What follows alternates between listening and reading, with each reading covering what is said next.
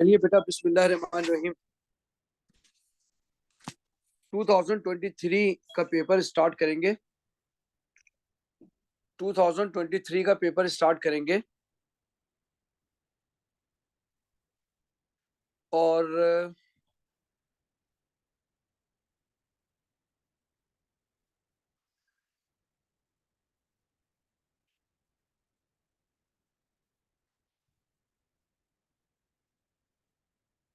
2023 का paper start करेंगे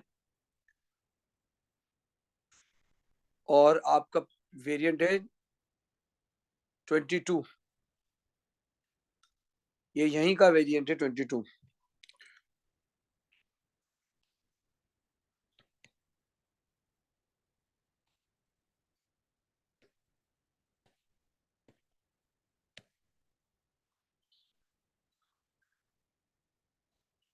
आप ही का वेरिएंट है 22।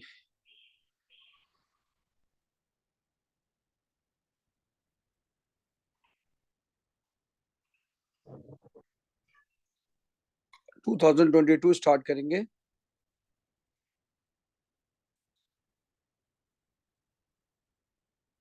चलिए स्टार्ट करते हैं। पहला क्वेश्चन है, देखिए मैं पास पेपर सॉल्व करना सिखाऊंगा आपको, ठीक है। और जितनी भी एक्स्ट्रा नॉलेज है ना, वो मैं आपको साइड में लिखवाता रहूंगा, ठीक है। पहला क्वेश्चन है, describe the variation in atomic radius from silicon to sulphur. Silicon to sir ये सल्फर अक्रॉस का पीरियड है तो डिक्रीज होना चाहिए ना, सर एवरेज। डिक्रीज होती है सर। डिक्रीज होती है, ठीक है। अच्छा, सिलिकॉन टू सल्फर पूछ रहा है, तो सिलिकॉन टू सल्फर का मतलब ये हुआ सिलिकॉन फॉस्फोरस सल्फर। ये अक्रॉस द पीरियड पूछ रहा है, सही है। सिलिकॉन फॉस्फोरस सल्फर, तो भाई across the period atomic radius decreases, down the group atomic radius increases. तो इधर आ जाएगा बेटा decreases, decreases across the period from silicon to sulfur। Reason नहीं पूछा इसने, तो हम रीजन लिखेंगे भी नहीं। दूसरा सवाल है, the melting point of silicon is sir silicon joint molecule 1410। इसलिए ना। अभी पता नहीं सवाल क्या पूछ रहा है, देखते हैं। Melting point of sulphur is 113 degree centigrade. आइए इसका स्ट्रक्चर देख लेते हैं। देखिए सिलिकॉन का स्ट्रक्चर होता है ऐसे। आपने एग्जाम में साइड में नहीं लिखना है, मुझे आपको समझाने के लिए लिख रहा हूँ। तो भाई ये तो जायंट है, giant. Sir silicon giant molecule है, सल्फर सिंपल मॉलिक्यूल है और वीक नहीं वन डबल होगी सिलिकॉन, सल्फर है। नहीं सिलिकॉन भी जाइंट है, सिलिका ऑक्साइड भी जाइंट है, लेकिन सिलिकॉन क्लोराइड सिंपल है। ये चीज आपने याद रखनी है। अच्छा ये सर, सर वही आपने मैं पीरियड पास 3 में पेपर पढ़ाया कह रहा था। था, तो वही मैं सोच रहा था कि कभी सिलिकॉन को जाइंट कह रहे हैं, कभी सिंपल कह रहे हैं। नहीं सिंपल कभी नहीं कर सकता, वो सिलिकॉन क्लोराइड ऐसा Cl4 है। जी जी सर, वही SiCl4, तो मैं कंफ्यूज जा रहा था इस चीज से। चलो ठीक है, अल्लाह का शुक्र। देखिए सल्फर का स्ट्रक्चर W होता है, मैं आपको करा चुका हूँ। सल्फर का स्ट्रक्चर W होता है, सल्फर का स्ट्रक्चर W होता है, और ये सिंपल मॉलिक्यूलर होता है, सिंपल। 3 मार्क का सवाल है, ठीक है। 3 मार्क कैसे मिलेंगे आपको? एक तो लिखेंगे सिलिकॉन के बारे में, एक लिखेंगे सल्फर के बारे में, ठीक है। आपको मेरी बात समझ आ रही है? तो आप लिखेंगे, आपके पास टोटल 3 मार्क का सवाल है, ठीक है। आप लिखेंगे first point, silicon is giant covalent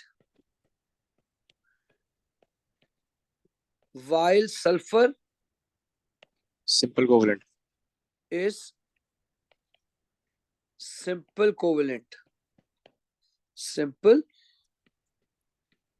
covalent। जी बोले। कोवलेंट की जगह बोल सकते हैं सिंपल मॉलिक्यूलर या जाइंट मॉलिक्यूलर। बॉन्डिंग बताना जरूरी है और जस्ट बॉन्डिंग इन जनरल पूछ रहा हूँ. हाँ बॉन्डिंग बताना जरूरी है. तो Yes, giant sir. Covalent simple molecular,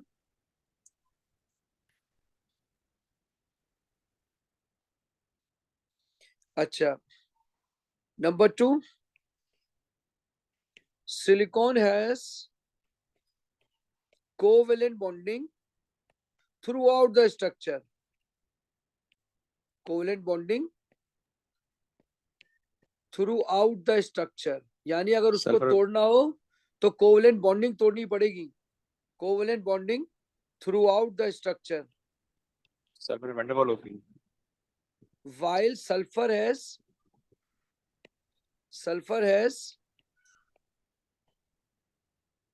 Van der Waals. van der Waal intermolecular force of attraction. Van der Waal intermolecular force of attraction. Force of attraction. ये आपको 2 नंबर मिल गए. ठीक है, बताए किसको तोड़ने में ज्यादा एनर्जी चाहिए होगी, कोवेलेंट को या वैन डर वाल को? Covalent. तीसरा नंबर इसका मिलेगा.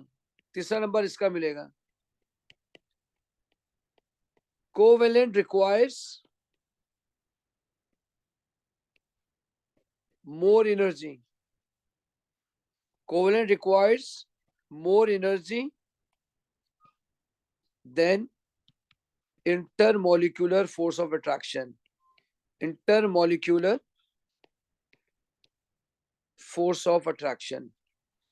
बेटे लाइन के नीचे नहीं जाना चाहिए, मैंने क्योंकि डायग्राम बनाई है इसलिए मुझे यहाँ नीचे लिखना पड़ गया.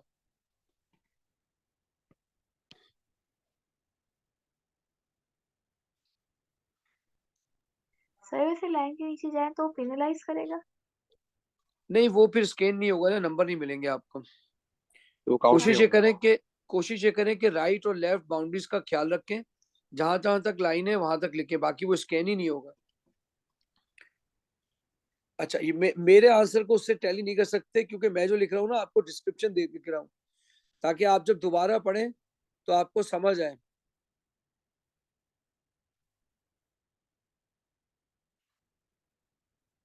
चलें आगे बढ़ते हैं.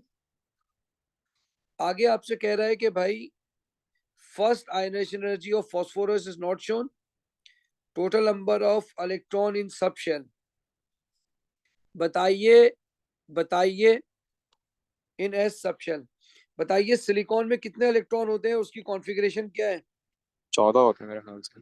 14 होते हैं. तो 2 हम्म. 8 4 ये बनती है कॉन्फ़िगरेशन. अब ये कह रहा है एस शेल में कितने हैं, एस शेल में. तो भाई सिलिकॉन की आप कॉन्फ़िगरेशन लिख दें पूरी. 1s2 2s2 2p6 3s2 3p2. बोलिए एस में कितने इलेक्ट्रॉन आ रहे हैं? 2. 2 आ रहे हैं. 6 आ रहे हैं. 4 छह आ रहे हैं. 6 इलेक्ट्रॉन आ रहे हैं. फिर फास्फोरस और सल्फर में भी 6. नहीं, अब बताएं सिलिकॉन में पी में कितने आ रहे हैं? 8. 8 इलेक्ट्रॉन आ रहे हैं. 6 और सर ये 2 जो 8. 6 है ये एस में आएंगे ना, आपने एसआई में लिखे हुए. मैं ऐसा ही तो कर रहा हूं, पहले ऐसा ही. बेटा सर सिलिकॉन ये ही तो कर रहा हूं. 6 इलेक्ट्रॉन्स जो हैं ये एस की हेडिंग के नीचे नहीं आएंगे? तो एस की हेडिंग के नीचे तो लिखे हैं भाई, ये देखो ये ना. आपने एसआई के नीचे लिखे हैं सिलिकॉन. वो एलिमेंट लिखा हुआ है. सिलिकॉन और एस ऑर्बिटल सही तो लिखा है. अच्छा ये तो अच्छा अच्छा सल्फर अच्छा है. सही है. चलो आ जाओ, अब कर रहे हैं फॉस्फोरस. समझ आ गया सही? जी सर. 15 होता है फॉस्फोरस. चलो चलो चलो कोई बात नहीं बेटा. फॉस्फोरस है 15. ठीक है, अब फिर लिखेंगे 1s2 2s2 2p6 3s2 3p. 2 है. बोलो कितना आएगा 3p? एक सेकंड. 3. 3 है. 3 सर 15 होते हैं. 3p3. बताओ फास्फोरस के एस में कितने इलेक्ट्रॉन आ रहे हैं? 6 आ रहे हैं इसमें भी. 6 आ रहे हैं. और सर पी तीनों में में कितने 6 ही आ होगा रहे हैं? सर। 9. 6 ही होंगे, 9 आ रहे हैं, जबरदस्त। चलिए अगला आ जाइए सल्फर। सर सल्फर में भी सल्फर 6 होंगे सर इसमें। हाँ बेटा 16 है ना, 1s2 2s2 2p6 3s2 3p4। बताओ सल्फर में एस में कितने? बस वो 6। 6। लेकिन वो ठीक पी है, में और ऐड हो जाएगा। 10 10 हो जाएंगे, 10 ये रहे। कैसे आ रहे हैं 10? ये देखो 4 और 6 10। इस तरह से ये आपका पूरा हो गया, ठीक है। अब ये कह रहा है complete the table to show the total number of S and P electron in atom, और ये भी कर लिया आपने। अच्छा, फर्स्ट आयोनाइजेशन बताइए सिलिकॉन की, और नंबर है इसके 1। बताइए सिलिकॉन,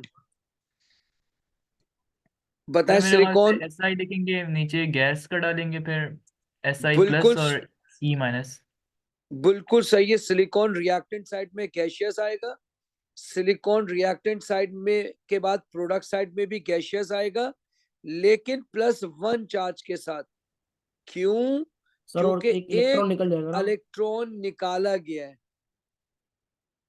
अगर आपने गैसियस गैसियस लिखा है, प्लस और इलेक्ट्रॉन लिखा है, तो आपको पूरे नंबर मिलेंगे। सर अगर गैसियस ना लिखे, मतलब नॉर्मल लिक्विड लिखे, तो मार्क्स नहीं मिलेंगे? नहीं बेटा, वो नंबर कट जाएंगे, क्योंकि नॉर्मली ये 2 नंबर के लिए आता है, अब इस दफा 1 नंबर के लिए आया है, ठीक है। तो वो एग्जामिनर के ऊपर है कि वो नंबर दे ना दे, क्योंकि आयनाइजेशन एनर्जी के लिए लाजमी गैसियस होना जरूरी है। चलिए जी, अब अगला सर क्वेश्चन है। ऊपर करें, ये लो बेटा, 1 मिनट। वो हाँ, ये हमने पी के नीचे क्यों नहीं निकाला आगे, किलो जूल्स एनर्जी? वो तो उसने ब्लैक लिखा हुआ है ना, जो ब्लैक लिखा हुआ है इसका मतलब उसको नहीं करना। अच्छा, सर वो आगे यही निकलवाएगा। प्रैक्टिकल में भी होता है, ठीक है। अगर कहीं पे भी ब्लैक लिखा हो तो नहीं निकालते हैं, ठीक है। चलो, अब ये कह रहा है कि 3 possible values for the first energy of phosphorus are given. ये 3 पॉसिबिलिटीज हैं, ठीक है। तो अब ये कह रहा सर है कि बताइए सर एक सर्किल बात द बताएं। Correct value, sir explain your 1060। choice including sir a comparison of your chosen value to those of silicon and sulfur। देखिए सर सल्फर, मेरे ख्याल से S की ज्यादा होगी, सर क्योंकि स्पिन फॉस पे रिपल्जन होगा। अच्छा 1 मिनट रुके जरा। देखिए सिलिकॉन की फॉस्फोरस है की 7, एक्सेप्शन होगी ना।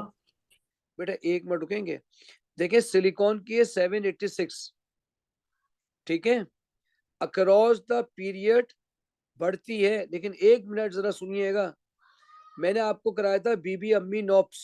वालेकुम सर। एक्सेप्शनल केस था, वो एक्सेप्शनल केस था, ठीक है। तो नॉप्स उसमें कराया सल्फर था, था ना नॉप्स। हाँ तो सल्फर का था ना, फिर मैंने आपसे कहा था कि फास्फोरस 15 होता है और सल्फर 16 होता है। इस लिहाज से तो सल्फर की ज्यादा होनी चाहिए, फास्फोरस की कम। लेकिन ऐसा सल्फर के ही है अंदर ना? वो होता है ना, स्पिन पे रिप्रेजेंट होता है। हाँ, स्पिन पेयर रिपल्जन। तो लिहाजा मैंने आपसे कहा था इसकी जो है ना, स्पिन पेयर रिपल्जन की वजह से फास्फोरस की ज्यादा होती है सल्फर से।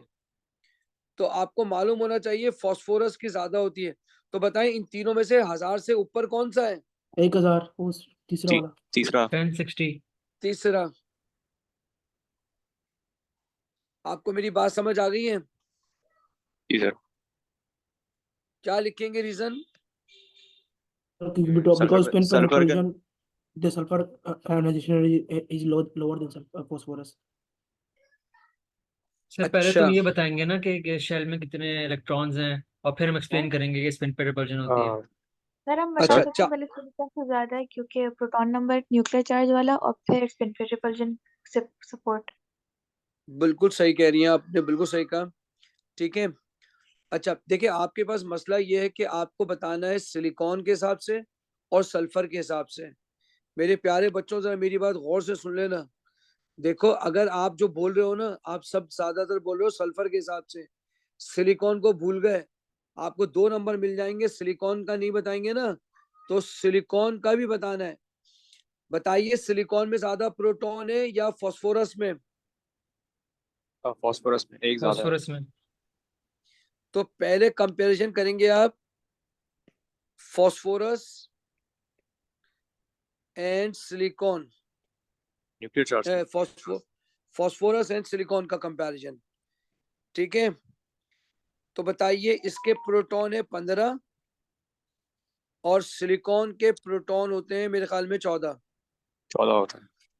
ठीक है बेटा, सबके सबको मैं कह रहा हूँ, पहले मेरी सुन लिया करो, फिर अपनी कह दिया करो, ठीक है, डिस्कशन करा करो। पहले सीखो, मैंने क्या करा, सवाल में लिखा है फास्फोरस का कंपैरिजन करना है सिलिकॉन और सल्फर से। तुम सब ने सल्फर का आंसर सही दे दिया, लेकिन सिलिकॉन को भूल गए। तो तुम्हें बताना चाहिए कि बताओ किसके प्रोटॉन ज्यादा हैं। Phosphorus. Phosphorus has more proton, more nuclear charge,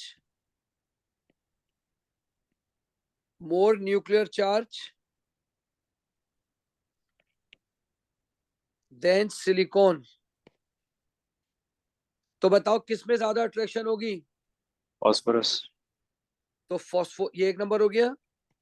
दूसरा नंबर होगा phosphorus has more nuclear attraction,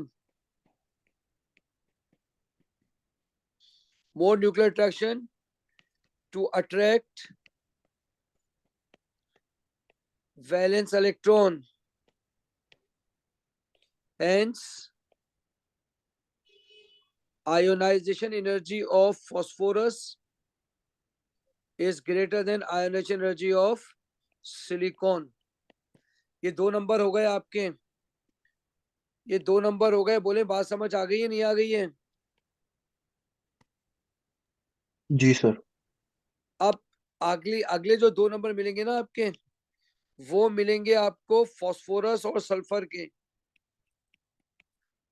phosphorus and sulphur. तो बताइए किसमें स्पिन पेयर रिपल्जन है। सल्फर में है ना, पेड इलेक्ट्रॉन। सल्फर में। अब देखें, आप मुझे मुझे मुझे बताएं किसमें पेयर्ड इलेक्ट्रॉन होते हैं। सल्फर में होता है। बिल्कुल सही है। देखें sulphur as One paired electron. one paired electron, ऐसा ही है ना बेटा, बोले ऐसा हाँ ही है एक ना। पेड, हाँ एक ही पेड इलेक्ट्रॉन, ये लिखवाया मैंने। one paired electron in 3p orbital.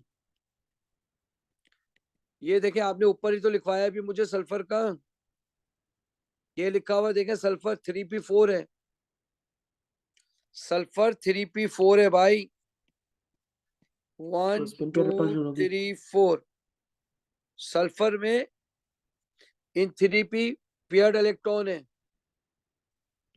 तो भाई पेयर्ड इलेक्ट्रॉन एक दूसरे को रिपेल करेंगे, pair electron repel each other, known as spin pair repulsion, spin pair repulsion। तो उसकी आई कम होगी। शाबाश। hence आयोनाइजेशन एनर्जी ऑफ किसकी किसकी ज्यादा होगी सल्फर। बोलो। सल्फर की कम होगी, सिलिकॉन की ज्यादा होगी। फॉस्फोरस फास्फोरस की बात, फास्फोरस फास्फोरस की की ज्यादा होगी। ज्यादा होगी एनर्जी ऑफ सल्फर से। बोले आपको ये 4 पॉइंट समझ आ गए, कहाँ से लिखेंगे। अच्छा ही बोलो सवाल मेरे था। बच्चों बात समझ आ गई है। सर जी सर। हाँ बोले। स्टार्टिंग में आपने कंपैरिजन करवाया फॉस्फोरस में सिलिकॉन का। बेटे सवाल में ये लिखा है ना, ये देखे पढ़े आप, कि आपकी सिलिकॉन और सल्फर हाँ से कंपैरिजन करने को कह रहे हैं ना फास्फोरस का। तो आपने यानी जो पहले ऊपर हमने फास्फोरस और ऑप्शन चूज किया सिलिकॉन उसे का कंपेयर करना कंपैरिजन होगा। करा लिया, फिर आपने सल्फर और फास्फोरस का कंपैरिजन करा लिया। यानी जो फास्फोरस वैल्यू और सिलिकॉन का प्रोटॉन नंबर का फर्क है, जबकि फास्फोरस और सल्फर का स्पिन पेयर रिपल्जन का फर्क है। ठीक है सर। चल अगला क्वेश्चन है, SiCl4 and PCl5 each react with water forming misty fume. Identify chemical sir chloride ions होंगे ना? responsible for the HCl, misty हाँ। fume. क्लोराइड HCl आयंस लगा पता हुआ। नहीं Was पता नहीं अभी देख लेते हैं. SiCl4 PCl5 sir each react fumes with है तो वो water. तो क्लोरीन बनाएगा, लेकिन सर PCl5 तो सॉलिड होता है, वाइट सॉलिड, वो तो PCl3 नहीं होता फ्यूम। आइए इसको चेक कर लेते हैं. इसको पानी में मिलाते हैं. मैंने आपसे कहा था ये कोवलेंट है. कोवलेंट रिएक्ट 4HCl बनाएगा और SiO2. तो बेटा तो वाइट बनेंगे ना मिस्टी सर मिस्टी फ्यूम, फ्यूम्स। वाइट मिस्टी फ्यूम या तो HCl के होते हैं या HBr के होते हैं या HI के होते हैं. तो आंसर इज HCl. आंसर क्या होगा? HCl. मिस्टी फ्यूम किसके आएंगे? HCl के. सर अगर हम HCl लिख के आ रहे हैं, पूरा नाम ना लिखें हाइड्रोक्लोरिक एसिड का, तो चलेगा? हाँ, इसने नाम तो मांगा भी नहीं. आइडेंटिफाई केमिकल स्पीशी का है ना. ठीक है सर। चलिए अब वो कह रहा है predict the shape of HCl2. Sir Predict- tetrahedral diagram draw होगी. कर लें इसके लिए। टेट्राहेड्रल हाँ होगी. बेटा, क्या कह रहे हैं? डायग्राम ड्रॉ कर लें इसके लिए, सारे रहेंगे उसमें। ठीक है. अभी आप क्या कह सर रहे वो थे? मैं बोल रहा हूँ टेट्राहेड्रल होगी ना, क्योंकि 2 नॉन पेयर और 2 क्लोरीन के. मुझे बताइए सल्फर कौन से ग्रुप में है? ग्रुप 16। 16 है. 16 तो 6 बॉन्ड बनाएगा. 16. 6 बॉन्ड बनाएगा. ठीक है. 2 ये बना लिए. 2 रह जाएंगे, अब कितने अनपेयर्ड रह अब कितने जाएंगे। बाकी हैं? 6 में से 2 चले गए तो कितने बाकी हैं? 4, तो 2 अनपेयर्ड आएंगे। 4 बाकी हैं. ये 4 आ गए. तो ये तो बिल्कुल पानी का जैसा हो गया. Bent non linear. बिल्कुल सही है. टेट्राहेड्रल तो बिल्कुल नहीं सही होगा। कह रही है. Bond pair 2, lone pair 2. ठीक है. तो इसकी शक्ल होगी bent non linear. Non linear. बिल्कुल पानी की जैसी. टेट्राहेड्रल तो नॉन नहीं होगा। लीनियर. टेट्राहेड्रल तो किसी सूरत में नहीं हो सकती है. टेट्राहेड्रल के लिए 4 बॉन्ड होना जरूरी है. लोन पेयर नहीं होना चाहिए. चलिए अब जो दूसरा सवाल है ना, वो इक्लोबीरियम का है. प्लीज मेरी बात गौर से सुनिएगा इससे पहले कि आप लोग अपनी बातें करें. बताइए ये रिएक्शन कौन सा है? एंडो एक्सो? एक्सो। सर एक्सो एक्सो एक्सो. एक्सो. अब जब मैं इस क्वेश्चन को पढ़ रहा हूँ ना, तो मुझे मालूम होगा कि ये फॉरवर्ड डायरेक्शन एक्सो है, बैकवर्ड डायरेक्शन एंडो है. अब ये कह रहे हैं कि नीचे फिगर दी हुई है 2.1. How the rate of forward reaction changes with time. अच्छा, ये सर बात अगर जहन में रखनी है. पहले मेरी सुन लेंगे फिर अपनी कहिएगा. ठीक है. ये क्लोज सिस्टम है. क्लोज सिस्टम में ना ही एनर्जी जा सकती है ना ही आ सकती है. ठीक है. The reaction is reversible and reaches equilibrium in a close system. अच्छा, मैटर नहीं जा सकता, सब अंदर ही रहेगा. Figure 2.1 shows how the rate of the forward reaction changes with time. ये एक्सो का बता रहा है. एक्सो का. ठीक है. ये बता रहा है how the forward reaction occur. Sir अब तो एंडो आपसे में पूछ इंक्रीज रहा है होगी ना, तो ओरिजिन से शुरू होना बेटा, चाहिए. पहले मुझे बताने दें फिर आप अपनी बोल दिएगा. ठीक है. अब ये कह रहे हैं identify the rate of reverse reaction. Initially the rate of reverse reaction is 0. Initially rate of reverse reaction is 0. Initially rate of reverse reaction is 0. इसका मतलब ये हुआ कि रिवर्स रिएक्शन 0 था. इसका मतलब ये हुआ कि स्टार्ट आपने 0 से करनी पड़ेगी. बोले आपको ये बात समझ आ रही है कि नहीं आ रही है? आ रही है सर। इसका मतलब है ये स्टार्ट 0 से करनी पड़ेगी. अच्छा, अब आप बताइए क्या इसने बताया है कि इसका रेट ज्यादा होगा या कम होगा? नहीं बताया बताएं. तो नहीं कहीं इसने। कहीं बताया है? लेकिन सर उसने बोला कि इक्विलिब्रियम में होगा. इक्लोबीरियम तो ये पूरी इक्लोबीरियम है. तो हाँ यही होगा. इसका मतलब है यही ग्राफ बनेगा. याद रखिएगा 3 केसेस है टोटल. 3 केसेस है टोटल. या तो ये ग्राफ ऐसे बन सकता है. दूसरा केस ये था कि ये ग्राफ ऐसे बन सकता है. और तीसरी केस वो है जो मैंने बना लिया है. सर ये जो पहले तो दो केसेस हैं इनमें इक्विलिब्रियम अचीव नहीं है ना? देखें, इस सब में इक्विलिब्रियम है, इसके अंदर इक्विलिब्रियम यहां से आ गई है, यहां से अचीव हुई है इक्विलिब्रियम, ठीक है। जहां से स्ट्रेट हो जाता है वहां से इक्विलिब्रियम आ जाती है। लेकिन ये कह रहा है कि रेट ऑफ रिएक्शन, गौर से पढ़े, क्लोज सिस्टम है, क्लोज सिस्टम। जब भी क्लोज सिस्टम होगा ना तो ये ग्राफ ऐसे ही बनेगा जैसे मैंने बनाया है। क्लोज सिस्टम में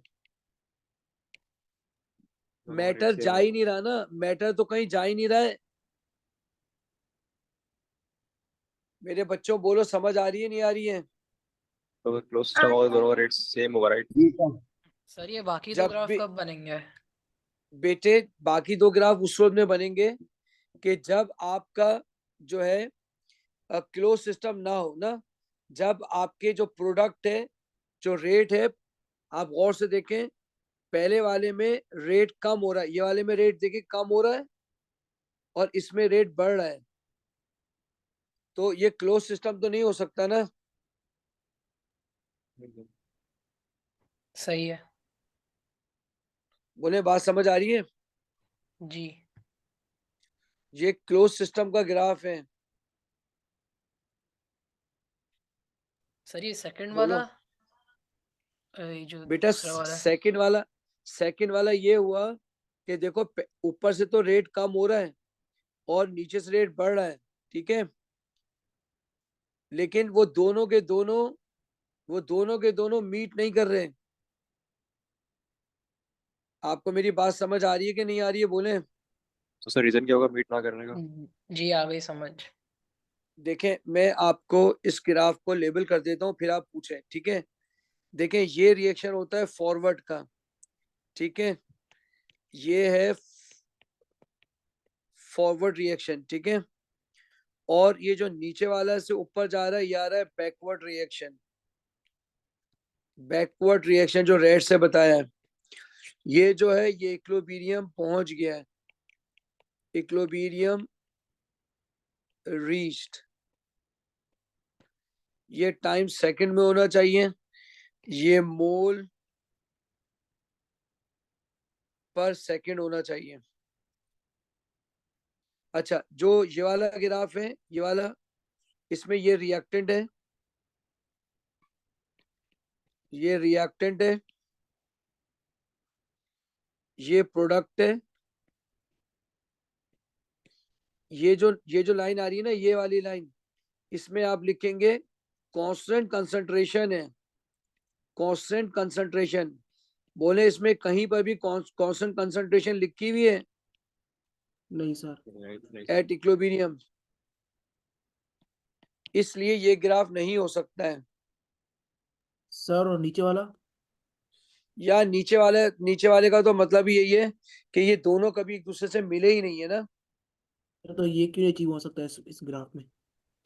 यार, ये तो क्लोज सिस्टम में नहीं हो सकता ना, क्योंकि रिएक्टेंट तमाम का तमाम प्रोडक्ट में बना ही नहीं है। अच्छा अच्छा, सही समझ गया, उधर इक्विलिब्रियम नहीं था। इक्विलिब्रियम तो है, तो इक्विलिब्रियम, लेकिन उस पे जाके मैच नहीं हुआ ना।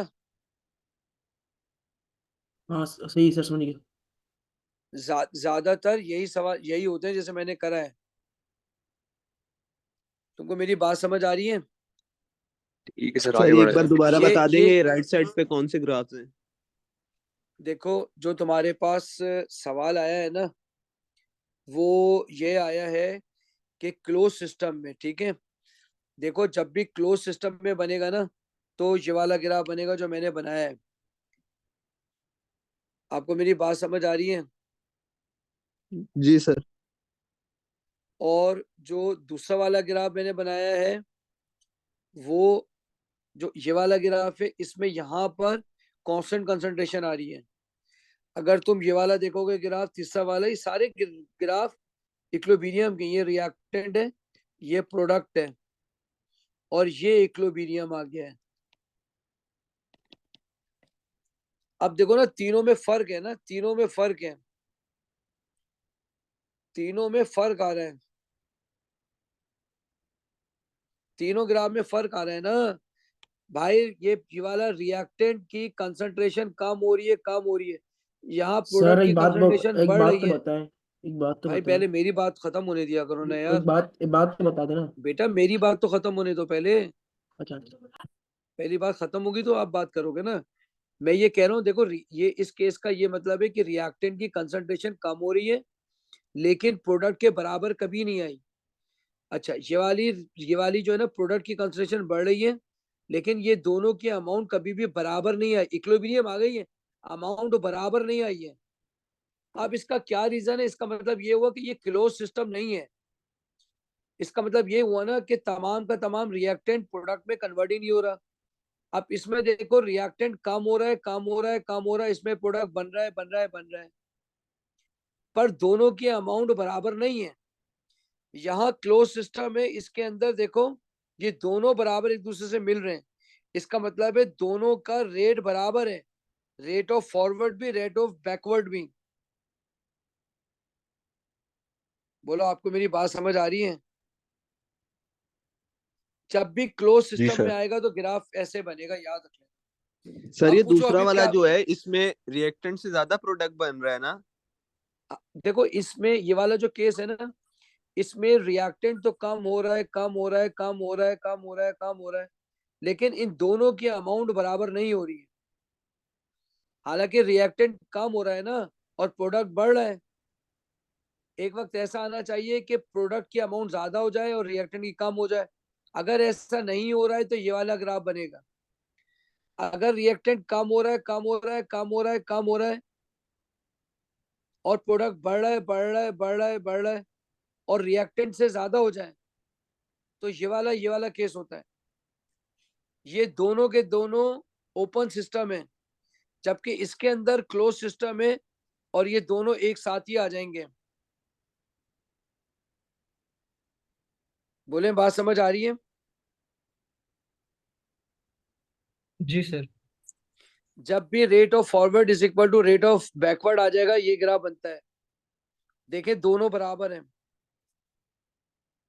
हबीब कहाँ चले गए? जी सर, सर आपने जी क्लास सर में समझ रहा ज्वाइन हूँ, समझ रहा अब हूँ करवाया पूछो नहीं सर। हबीब क्या पूछे थे मेरे बेटे? सर, समझ गया सर। समझ गए ना? सर ये रिकॉर्डिंग आप यूट्यूब पे यहाँ पर ड्राइव अपलोड कर दीजिएगा। मैं ये यूट्यूब पे डाल दूंगा पूरा, ठीक है। चलिए अगला क्वेश्चन है। सर सर ये आपने हाँ बोले क्लास में नहीं बेटे। करवाया नहीं। हाँ बेटा क्लास में भी कराया हुआ है। बोले सर रेट फॉरवर्ड और बैकवर्ड इक्वल या अमाउंट फॉरवर्ड, अमाउंट फॉरवर्ड और बैकवर्ड का इक्वल होना चाहिए आप ना? आप यहाँ देखें, ये यहाँ दोनों पे की क्या आ रहा है देखें। फॉरवर्ड रिएक्शन का इक्विलिब्रियम पे रेट बराबर हो गया ना। अच्छा सही। तो सर वैसे हम देखें ग्राफ, इक्विलिब्रियम में तो वही कहते हैं ना कि रेट ऑफ फॉरवर्ड रिएक्शन, अच्छा वो डायनामिक होती है। सही है सर। ठीक है। चलिए आगे देखते हैं। बस कुछ चीजें याद रखनी है कि रिएक्टेंट जो है वो उसका रेट कम हो रहा है, ये जो है, और ये वाला बढ़ रहा है। बोले मेरी बात समझ आ रही है? जी सर। चलिए आगे बढ़ते हैं। State how the position of equilibrium changes, if at all, when the reaction take place at 100 degree centigrade.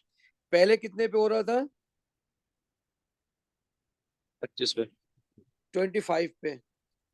अब कितने पे हो रहा है बेटे? सर वो एक्सो 100 एंडो सौ। पे देखेंगे ना। अब फॉरवर्ड अच्छा रिएक्शन फिर एक्सोथर्मिक होगा तो पोजीशन क्या बैकवर्ड कहते रिएक्शन हैं, सपोर्ट होगा। लेफ्ट हैंड सर साइड में रिएक्शन शिफ्ट हो बढ़ेगा। जाएगी। अच्छा इसके नंबर है 2, ठीक है। अब मेरा सवाल सुनिएगा और उसके बाद फिर आप आंसर दिएगा, आंसर बन जाएगा, ठीक है।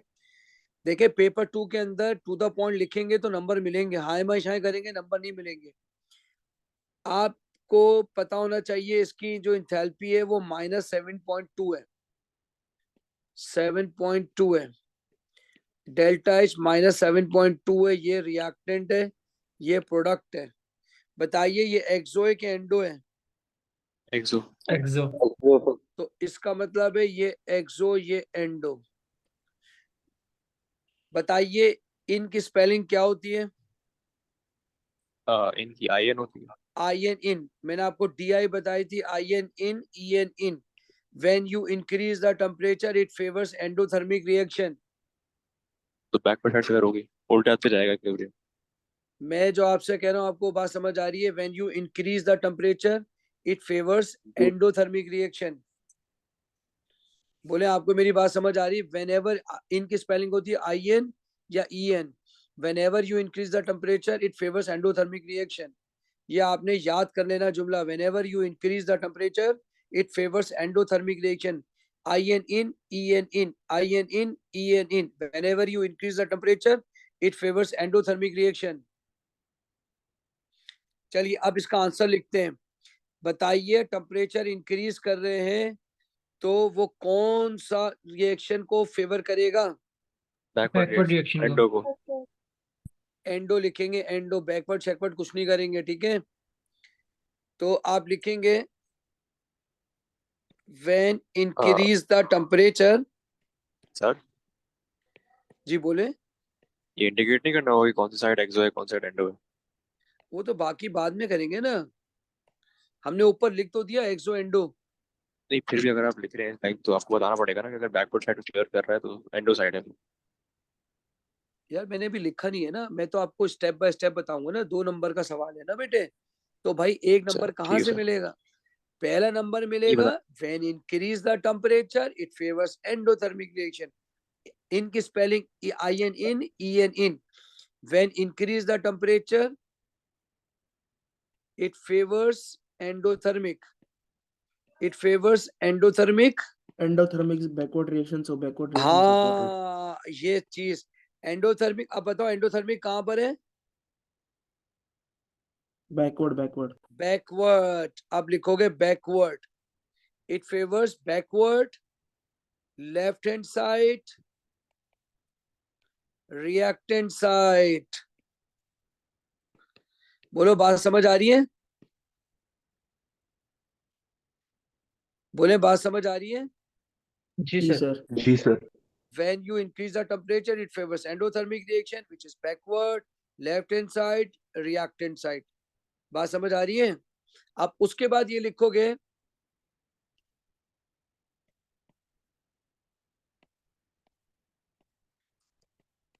forward reaction is exo। हालांकि ऊपर लिख चुके हैं, forward reaction is exo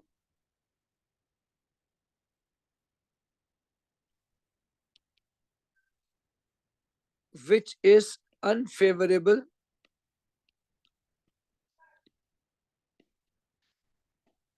when increase the temperature, when increase the temperature।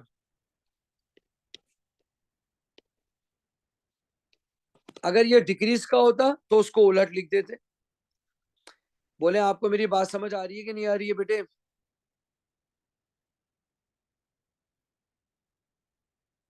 Sir यानी दोनों एक्सो एंडो दोनों को मेंशन करना है, यानी पहले वाले में आपने एंडो को एक्सप्लेन किया, दूसरे में एक्सो को एक्सप्लेन किया। हाँ पता है क्या, देखो पहले तुमने ये लिखना पड़ेगा व्हेन यू 25 से 100 किया ना, तुम लिखोगे ये इंक्रीज किया है। whenever you increase the temperature it favors endothermic, endothermic is backward, so equilibrium moves to left hand side। बात समझ आ रही है? सर 2 जी मार्क्स के सर। लिए आपने 15 मिनट ले लिए, तो जल्दी जल्दी चले ना। बेटे ये चीज समझाना भी तो जरूरी है ना यार। सर चलिए आपने आगे सिलवाई बढ़ते तो ओ हैं, लेवल्स वाली चीज है। चलिए आगे बढ़ते हैं, ठीक है? अब जरा तसल्ली के साथ काम करना, अब जरा तसल्ली के साथ काम करना बेटे। आपसे कह रहा है कि भाई केपी निकालना है, ठीक है? With respect to partial pressure. आपको इक्वेशन नहीं दी हुई पर ऊपर दी हुई है, ठीक है? ये दी हुई NO plus NO2 N2O3। Sir हमें आपको नंबर ऑफ मोल मोल्स भी दिए फ्रैक्शन, हुए हैं। आपको मोल फ्रैक्शन दिया हुआ है, ठीक है? आपको मोल फ्रैक्शन दिया हुआ है, केपी निकालना है। तो जरा इक्वेशन तो देख लेते हैं। NO plus NO2 reversibly give NO N2O3। आपको इक्विलिब्रियम के मोल दिए हुए हैं, इसके सर एक दिए हुए बात 0। बताएं। जी बोले। सर मतलब 1 मोल कि मतलब जैसे NO इसके मोल्स लेंगे फिर इसको टोटल मोल्स से डिवाइड करके टोटल प्रेशर से मल्टीप्लाई करें तो पार्शियल प्रेशर आएगा ना? पार्शियल प्रेशर आ जाएगा, बिल्कुल सही कह रहे हैं आप, बिल्कुल सही कह रहे हैं। चलिए, पहला है पार्शियल प्रेशर, पार्शियल प्रेशर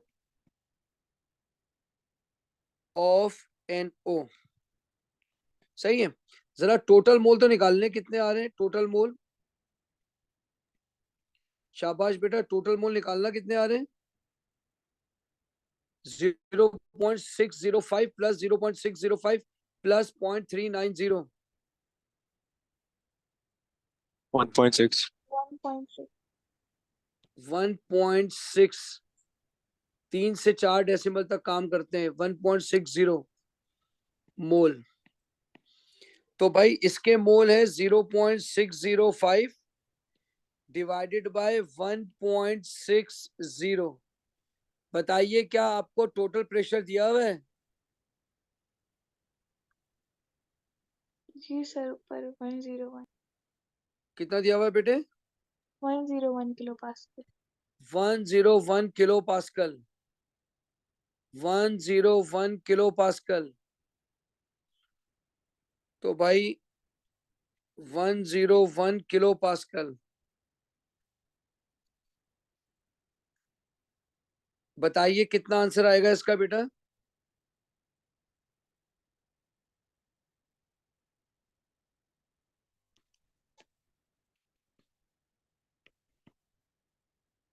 बोले बेटा ये कितना आ जाएगा? सर ये आपने फॉर्मूला क्लास में नहीं पढ़ाया हमें। पढ़ाया हुआ है, आप सो रहे होंगे क्लास में। नहीं सर, कहाँ पार्शियल पढ़ाया, मैंने खुद यूट्यूब से पढ़ा है। ओ भाई, मैंने आपको पूरा एबेकस करा के नीचे टोटल मोल लिखाया था, ये उसके बोर्ड बाद में मैंने पढ़ा है आपको मैंने। अलग अलग पार्शियल प्रेशर लिखाना सिखाया था कि mole fraction of reactant divide by total mole multiply by total partial total pressure. मैं एब्सेंट होऊंगा। सर 38.2 आ रहा है। 38.2। चलिए बेटा, पार्शियल प्रेशर ऑफ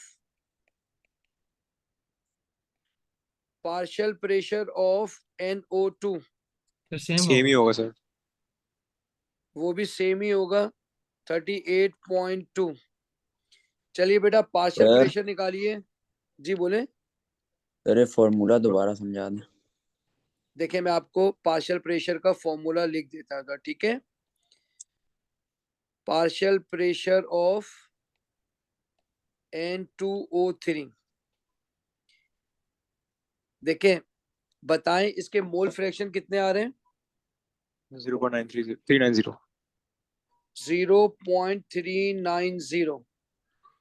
बताइए इसके टोटल मोल कितने आ रहे हैं? 1.60।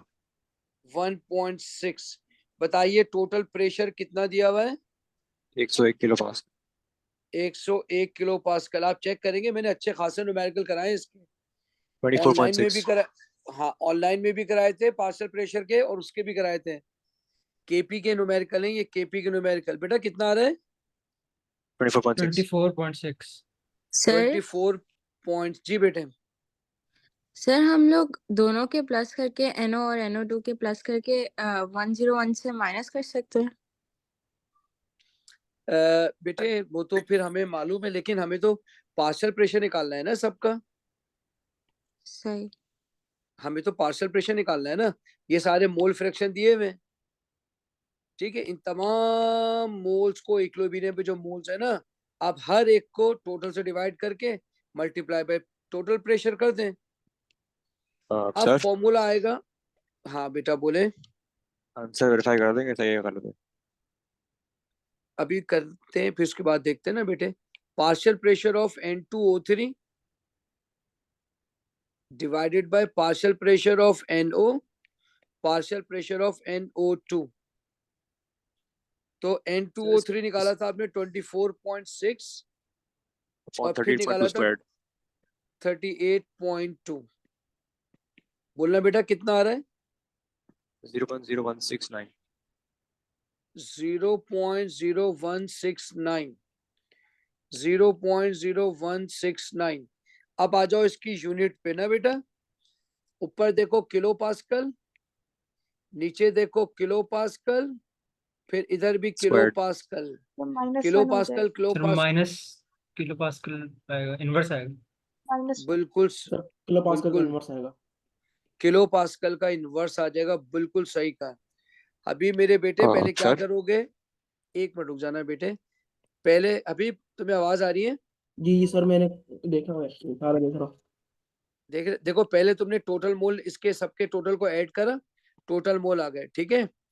फिर जी तुमने सर। हर एक के ना N2 के पार्शियल प्रेशर के जरिए पार्शियल प्रेशर निकालना है, यानी ये divided by total multiply by total pressure, ये लिखा हुआ टोटल प्रेशर, जी सर जी जी।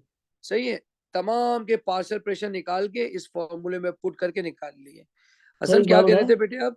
हाँ बोले सर, हसन। ये किलो जूल हाँ पर बोले मोल नहीं लिखेंगे आपने, किलो पास्कल लिखा, किलो जूल पर मोल नहीं लिखेंगे? बेटे ये तो प्रेशर है ना, प्रेशर तो किलो पास्कल में होता है ना। हाँ सही सही सही, सॉरी सर। हाँ बेटा हसन क्या कह रहे थे? सर एक मिनट पीछे कर। हसन क्या कह रहे थे बेटे? कह रहा है सर ये जो आपने लगाया है पार्शियल प्रेशर का पी, ये सबस्क्रिप्ट में नहीं आता? किसमें नहीं आता? सबस्क्रिप्ट में। तो सबस्क्रिप्ट में तो लिखा हुआ है किलो पास्कल। नहीं, जो आपने लाइक लिखा है ना केपी के आगे P N2O3, तो उसमें जो आपने पी लगाया है वो सबस्क्रिप्ट में नहीं आएगा? नहीं ये तो formula partial pressure of N2O3, partial pressure of NO, partial pressure of NO2 सही तो लिखा है, और ये किलो कुछ पास्कल इनवर्स। कुछ जगहों पे उसने ना लाइक सबस्क्रिप्ट में लगाया होता है, पी कैपिटल लिखा हुआ होता है। मैं आपकी बात समझ नहीं रहा। मतलब स्मॉल किलो p लगाया हुआ होता है। हाँ, नहीं किलो पास्कल तो हमेशा ये होता है, किलो पास्कल किलो बस। पास्कल की बात नहीं कर रहा, किलो पास्कल की बात नहीं कर रहा, फिर आपने ऊपर लिखा हुआ फिर है फिर ना P N2O3 सर जो लिखा हुआ है आप। सर वो कह रहे हैं फॉर्मूला में जो आपने P N2O3 लिखा है वो P छोटा लिखते हैं कई कई जगहों में। अरे यार इससे क्या फर्क पड़ता है, पार्शियल प्रेशर है यार। हाँ बस ये पूछा था, फर्क पड़ता तो नहीं इससे। नहीं नहीं नहीं ये तो सर पार्शियल प्रेशर है। अब वो देखो, अगर तुम देखोगे ना पी स्मॉल, तो स्मॉल पी ऐसे होता है, बात समझ आ रही है? हाँ तो ऐसा तो सर कहीं ये मैंने नहीं मल्टीप्लाई बाय देखा। 101 क्यों किया? बेटे हमेशा याद रख लेना, पार्शियल प्रेशर का फॉर्मूला होता है, पार्शियल प्रेशर का फॉर्मूला होता है mole divided by total mole multiply by total pressure. बात समझ आ रही है? Mole individual mole divided by total mole multiply by total pressure. Total ठीक है प्रेशर तमाम, क्वेश्चन में गिवन था। ये देखो ये लिखा हुआ बेटे, बस सही है, थैंक यू। ठीक है चलो अब सर आगे आ जाओ। सर देखो अगर मुझसे जो टोटल सवाल, प्रेशर क्वेश्चन में ना गिवन हो तब भी हम लोग सर 101 केपी इस्तेमाल करेंगे? नहीं बेटा ऐसा नहीं हो सकता, केपी में हमेशा टोटल प्रेशर गिवन होता है।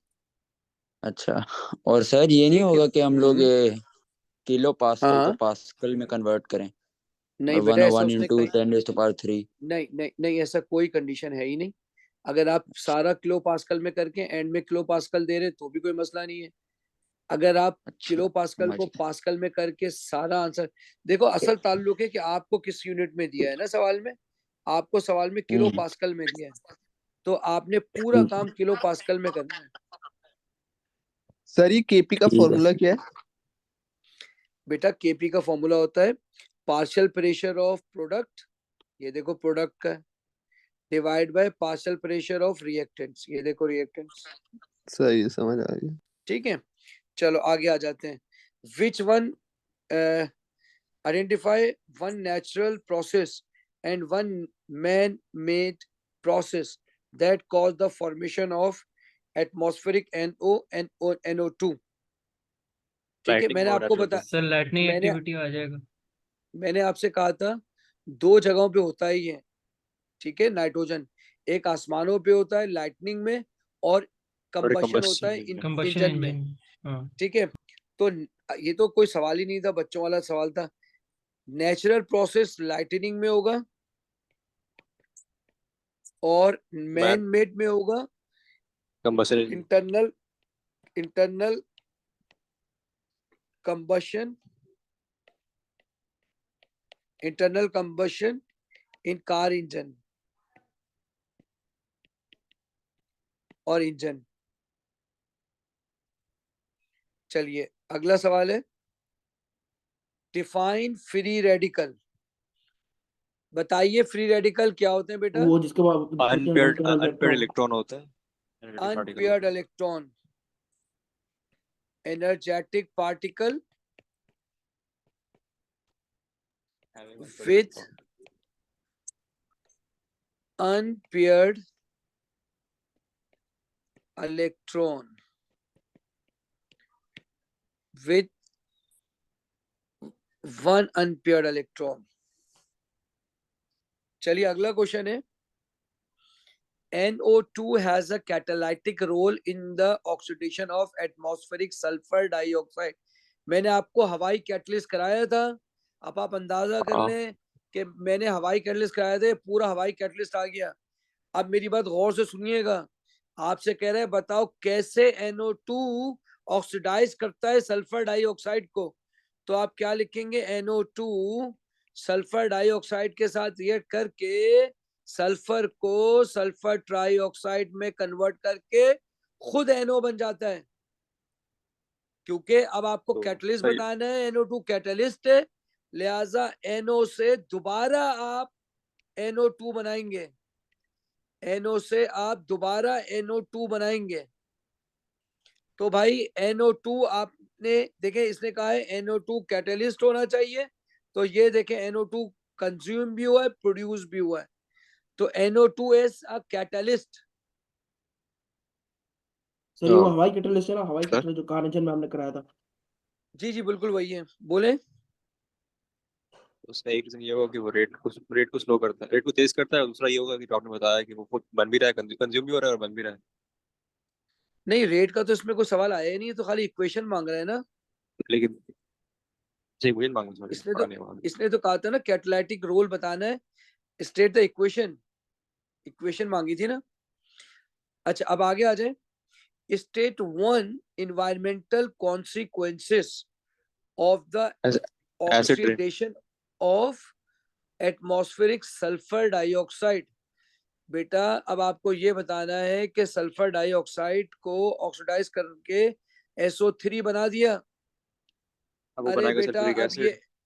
अब ये SO3 क्लाउड में जाएगा, क्लाउड में होंगे पानी, पानी के साथ रिएक्ट करके ये बनाएगा H2SO4 और H2SO4 is responsible for acid rain. आप मेरी बात समझ रहे हैं, सवाल में कह रहे हैं SO3 बनने के नुकसानात क्या हैं। When SO2 is oxidized to SO3, ठीक है, तो उसके कॉन्सिक्वेंसेस क्या हैं? कॉन्सिक्वेंसेस ये हैं कि वो जब क्लाउड में जाएगा, उसके पानी के साथ रिएक्ट करेगा तो एसिड रेन बना देगा H2SO4। अब अगला सवाल है F कह रहा है student titrate nitric acid with a base to form a solution containing aqueous magnesium nitrate. Student titrates nitric acid with a base to form a solution containing aqueous magnesium nitrate. Identify a base that student could use. बोले कौन सा होना चाहिए? Nitric acid है, magnesium hydroxide. Magnesium hydroxide. Plus Mg वैसे insoluble होता है। आपने मैग्नीशियम हाइड्रोक्साइड का, तो भाई ये बन जाएगा मैग्नीशियम नाइट्रेट और बन जाएगा पानी। यही कह रहे हैं बेटे आप? सॉल्युबल होता है पानी में? मैग्नीशियम हाइड्रोक्साइड इनसॉल्युबल होता है पानी के अंदर। तो हम टाइट्रेशन में दोनों चीजें सॉल्युबल नहीं लेते थे? देखें लेना तो सॉल्युबल ही चाहिए, ठीक है। देखें इसने कहा है कि मैग्नीशियम होना चाहिए ना, मजबूरी ये है कि मैग्नीशियम नाइट्रेट बनाना है, लेकिन आप ये ध्यान में रखें नाइट्रिक एसिड डाला है, नाइट्रिक एसिड डिसॉल्व कर लेगा उसे। सही। आपको आपको मेरी बात समझ आ रही है? जी सर। वैसे पानी में तो डिजोल्व नहीं होता, लेकिन नाइट्रिक एसिड डिजोल्व कर लेगा ना। वैसे तो सोडियम कार्बोनेट में आज आप डाला है अपने एसिड, तो वो भी डिकम्पोज हो गया, तो नाइट्रिक एसिड डिजोल्व कर लेगा, स्ट्रॉन्ग एसिड है। तो भाई आपने सही आंसर दिया है MgOH। MgOH2। अगर उसने मैग्नीशियम नहीं बोला होता तो फिर नहीं कर सकते थे, इसने मैग्नीशियम कहा है इसलिए। आगे कह रहा है कि भाई डिकम्पोजिशन करो मैग्नीशियम नाइट्रेट की। तो बोलिए, मैंने आपको क्या बताया था, जब भी मैग्नीशियम नाइट्रेट को डिकम्पोज सर करते हैं MgO 2NO2 और हाफ ऑक्सीजन बनता है। शाबाश, जिस मेटल को रखा है उसका ऑक्साइड 2 NO2 और आधा ऑक्सीजन, यही याद कराया ना बेटे। जी जी सर। सर। शाबाश। अब आप बताइए, ग्रुप 2 नाइट्रेट या ग्रुप 2 कार्बोनेट जैसे जैसे डाउन द ग्रुप जाते हैं उसकी स्टेबिलिटी इंक्रीज होती है या डिक्रीज होती है? सर इंक्रीज होती है। इंक्रीज होती है, हाँ। इंक्रीज होती है, इंक्रीज होती है क्योंकि उसका साइज बढ़ता है। साइज बढ़ने से उसकी पोलराइजिंग पावर कम हो जाती है, डिस्टॉर्शन कम हो जाता है, इसलिए थर्मल स्टेबिलिटी बढ़ जाती है। More energy is required to decompose. बताइए क्यों हुआ इंक्रीज? साइज बढ़ गया कि डिस्टॉर्शन कम हो गया, साइज तो ज्यादा एनर्जी चाहिए साइज होती साइज इंक्रीजेस, है। Less distortion. distortion decreases, polarizing power decreases, thermal stability increases. polarizing power decreases, है ना? तो हाँ। more energy is required, more energy is required, more energy is required। चलिए जी, 2 क्वेश्चन पूरे हो गए। क्वेश्चन नंबर 3, टोटल 4 क्वेश्चन है मेरे ख्याल में। क्वेश्चन नंबर 4 है 3, sir. Question number 3, phosphoric acid इसने कहा है, phosphoric acid is used in both inorganic and organic reactions. ये 2 स्टेप में बनता है। फॉस्फोरस को डालने ऑक्सीजन में तो व्हाइट सॉलिड बनता है, may be possible phosphorus oxide बने। फिर व्हाइट सॉलिड को पानी में डालते हैं तो H3PO4 बन जाता है। चलिए सर एक आइए सवाल था। पूछे। अगर हम बाकी सी बोलते हैं ना, इसकी फॉर एग्जांपल, तो उसने वहाँ इसकी कोई 3-4 इक्वेशन दी नहीं, सही है ना? अभी मुझे तो करने थे आप, फिर देखेंगे एक मार्किंग स्कीम में क्या क्या कहते हैं। हाँ करवा रहे हैं आप, है ना? अच्छा, अब मेरी बात गौर से सुनिएगा। इसने लिखा है फॉस्फोरिक 5 एसिड, ठीक है? तो फॉस्फोरिक 5 एसिड का है, उसने कहा H3PO4 phosphor react with excess oxygen, white solid बनता है, व्हाइट सॉलिड। बताइए आपने कौन कौन कितने ऑक्साइड पढ़े हैं? सर वो बनाने का काम करें P4O10, इसका आसान से रिएक्शन। नहीं, मैंने आपसे पूछा है कि आपने कितने ऑक्साइड पढ़े हैं? 2। काफी सारे पढ़े हैं। P4O10 वगैरह। आपने पढ़े P2O3, और P2O5। ठीक है? आपने पढ़ा है P2O3, आपने पढ़ा है नहीं पढ़ा है बेटा? हाँ। ठीक है, आपने और कौन सा पढ़ा है? P4O10। P4O10 पढ़ा है आपने, ठीक है? आपने P2O3 पढ़ा है, P2O10 पढ़ा है, P4O10। ठीक है? तो व्हाइट सॉलिड का मतलब ये हुआ कि ये P2O4 भी हो सकता है। आप प्लीज मेरी बात गौर से सुनिएगा। P2O5 होगा। P2O5 भी हो सकता है। और P4O10। ये P4O10 भी हो सकता है, ठीक है। आइए हम काम करते हैं फास्फोरस से। फास्फोरस में ऑक्सीजन डालेंगे तो इसको बनाते हैं, एक्सिस ऑक्सीजन है तो P4O10 बना लेते हैं। क्या एक्सिस ऑक्सीजन थी क्या? कहाँ वैसा सवाल है? हाँ बेटा, एक्सिस ऑक्सीजन बनी है तो मैं पहले P4O10 बनाऊंगा। P4O10 बना लिया तो 4 ऑफ फास्फोरस हो गए और 5 ऑक्सीजन हो गए। फिर P4O10 में पानी डाल देंगे। अगर ये H3PO4 बैलेंस हो गया तो इसका मतलब है हमने कर लिया। 4 फास्फोरस है तो लिहाजा यहाँ 4 लिखा। हाइड्रोजन 12 हो गए, यहाँ 6 लिखेंगे तो 12 हो गए। तो वहाँ पर 6 लगाना पड़ेगा। चेक करें बैलेंस है।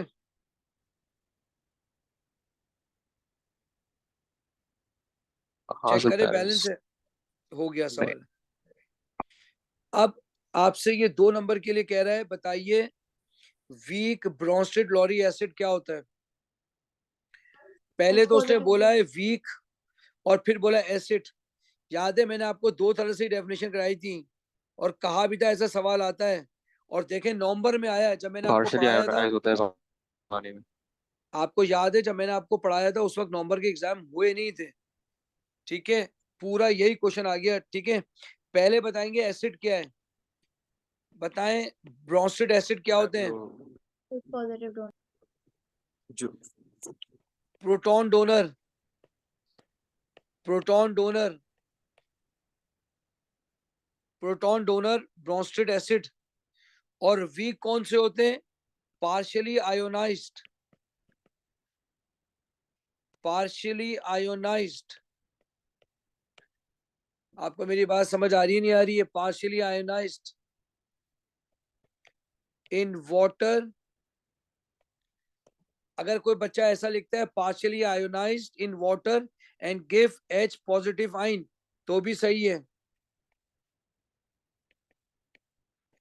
अगर कोई इस तरह से लिखता है partially ionised in water and give H positive ion तो ये भी सही है।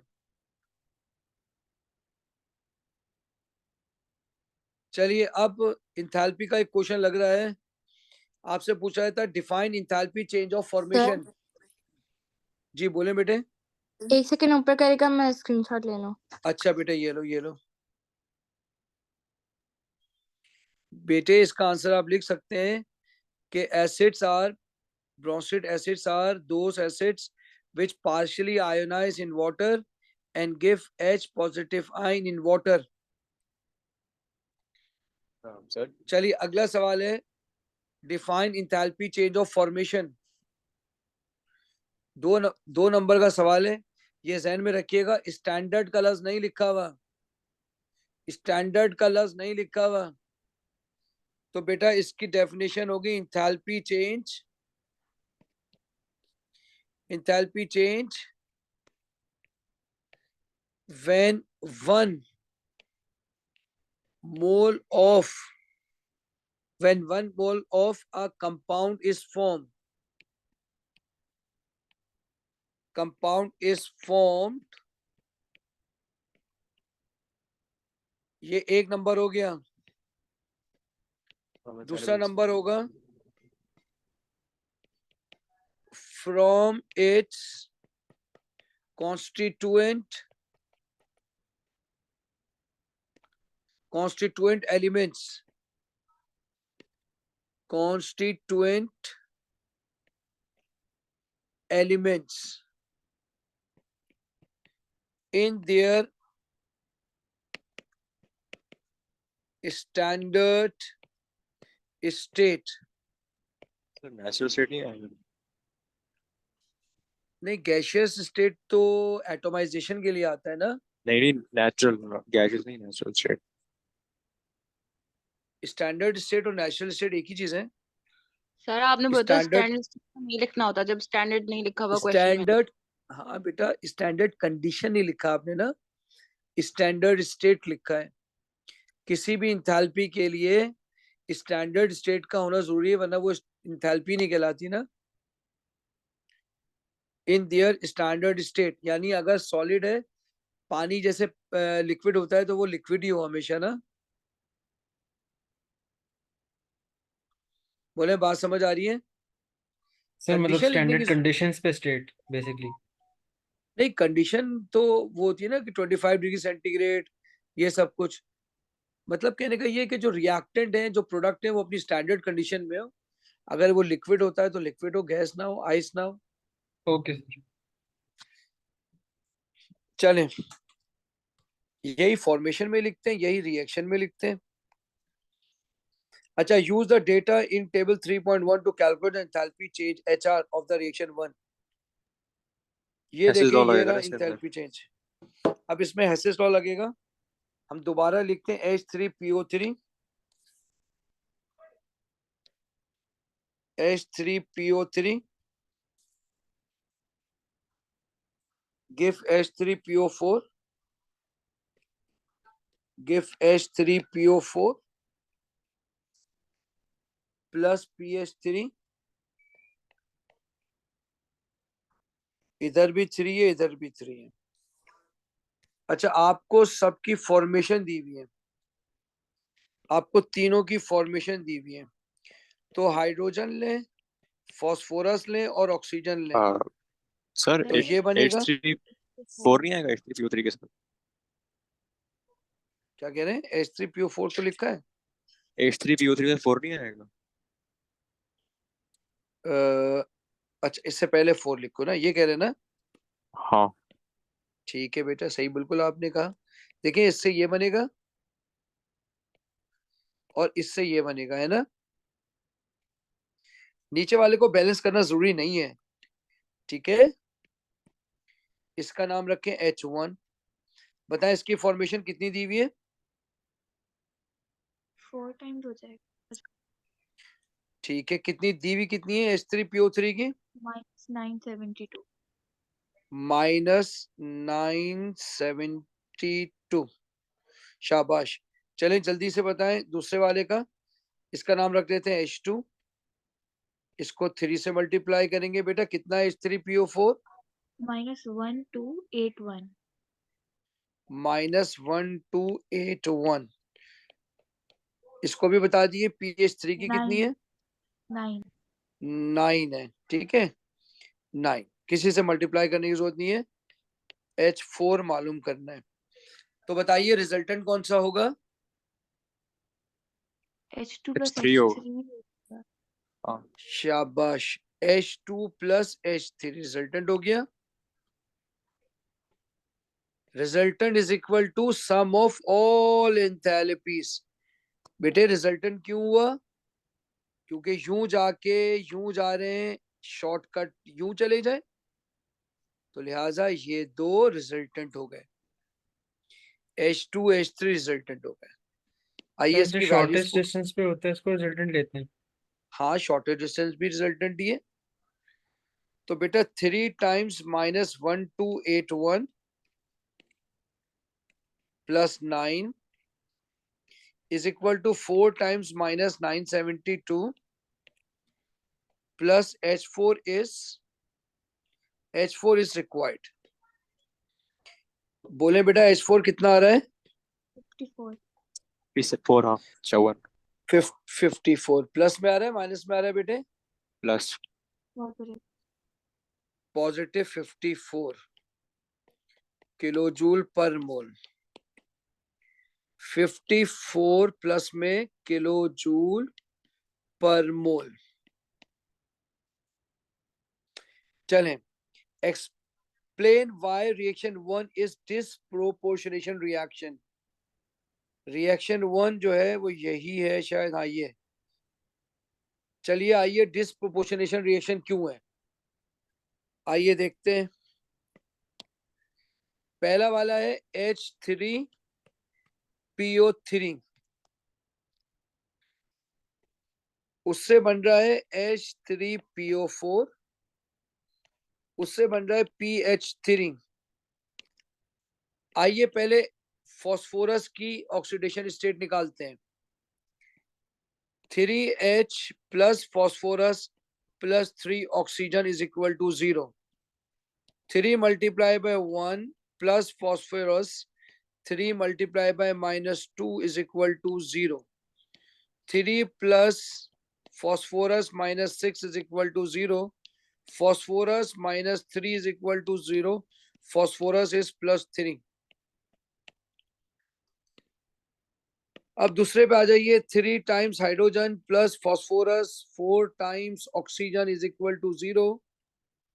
3 times प्लस 1 5 plus आएगा sir. phosphorus 4 times -2 is equal to 0. So phosphorus is equal to 8 minus 3. Phosphorus is equal to plus 5. तो बेटा ये तो ऑक्सीडाइज हो गया ना. और आगे रिड्यूस हो जाएगा CH3 में. बोलेंगे तो ये तो ऑक्सीडाइज हो गया ना. हाँ. तो ये ऑक्सीडाइज हो गया और ये क्या हो रहा है. रिड्यूस. सर -3. हाँ बेटा बोले. सर हमने जो पिछले वाला किया है उसके अंदर हाँ. 6 किधर गया? कौन सा 6? पिछला वाला जो आपने इक्वेशन किया था.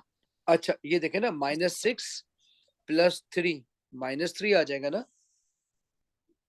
अच्छा सही से. सही है बेटे. तो आप लिखेंगे, इतनी लंबी कर दी मैंने. आप लिखेंगे H phosphorus in H3PO3 is oxidized from +3 to +5 and reduce from +3 to -6. बात समझ आ रही है?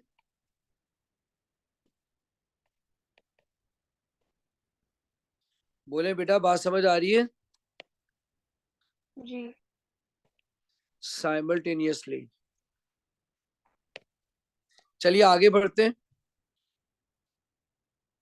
अब हमारा इसका अगला पार्ट आ रहा है ऑर्गेनिक का. ये आपने करवाया था क्लास में, याद पड़ता है इस तरह का. इसी तरह का सिंथेसिस में भी कराया था और एस्टर बनाया है हमने.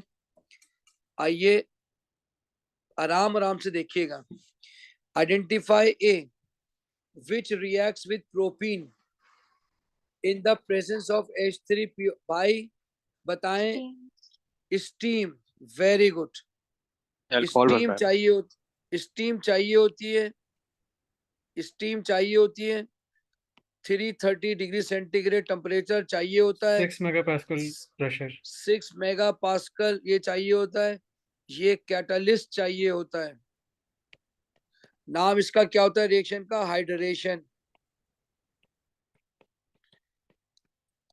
तो भाई आपने क्या बताया इसका आंसर? स्टीम.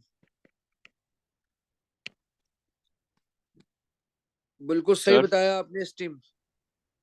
बोले अगर हाइड्रोजन बोले कि आ जाए इलेक्ट्रोफिलिक एडिशन चलेगा? नहीं उसने रिएक्शन का नाम नहीं पूछा. अगर पूछता तो लिख के सही होता. नहीं तो स्टीम ऐड हो रहा है ना. इलेक्ट्रोफिलिक एडिशन लिख के आएंगे तो सही है. ठीक है सर. इलेक्ट्रोफिलिक एडिशन कह रहे थे आप? जी.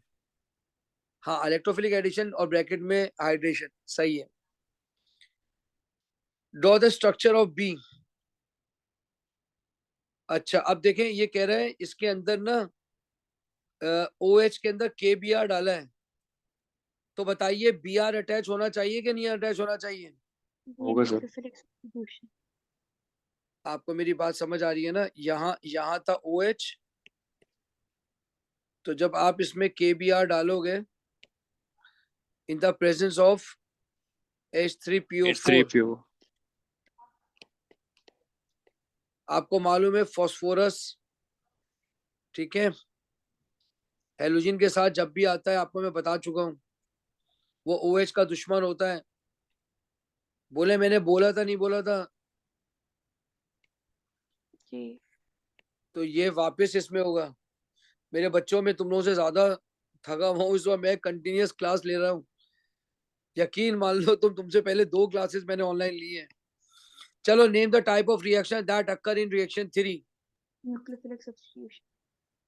रिएक्शन 3 ये रहा। क्या ये कंडेंसेशन नहीं है? जी सर, एस्टर बन रहा है। ये कंडेंसेशन है।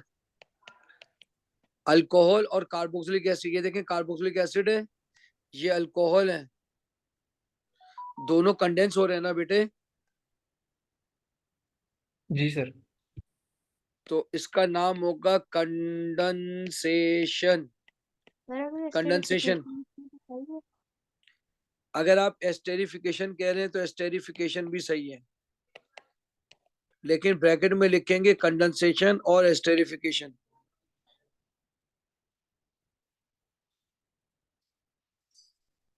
चलिए अगला क्वेश्चन है, आईआर का सवाल लग रहा है।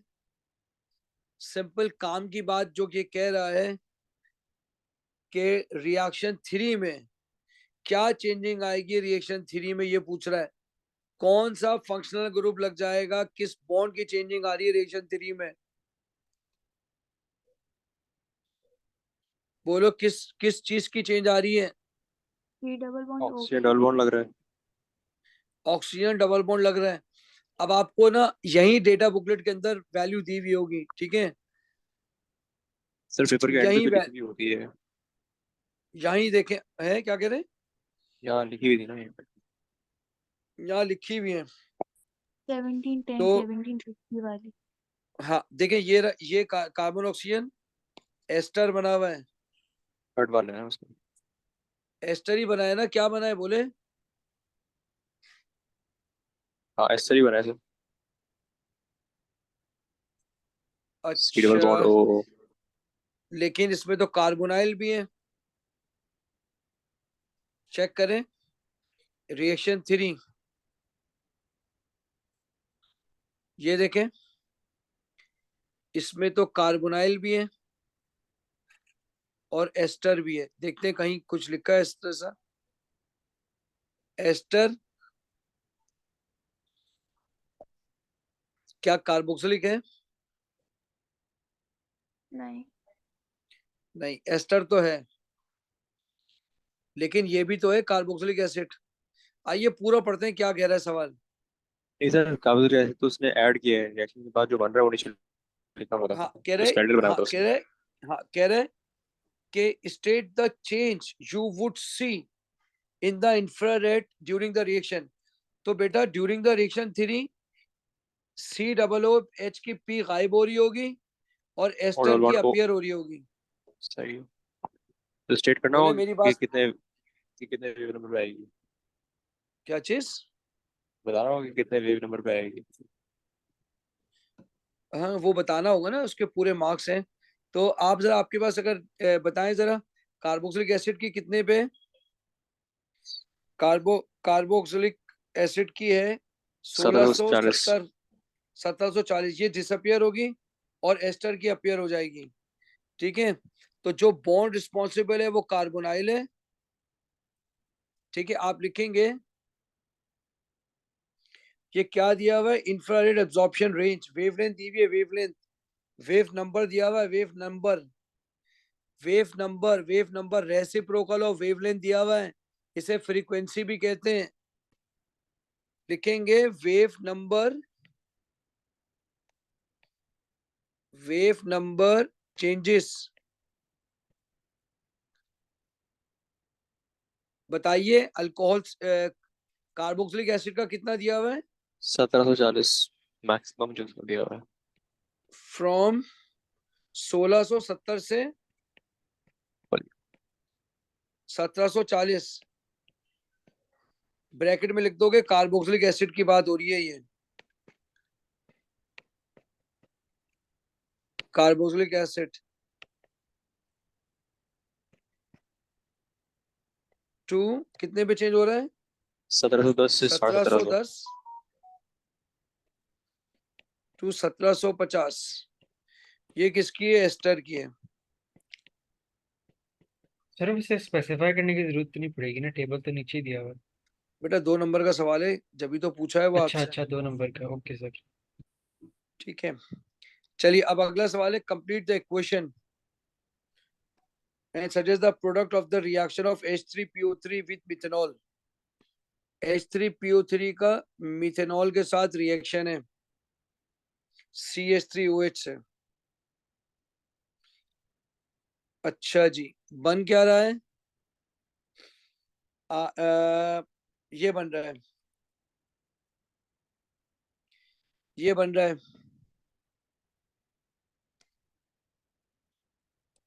ठीक है जी, अब आपसे ही कह रहा है कि इसको बनाओ,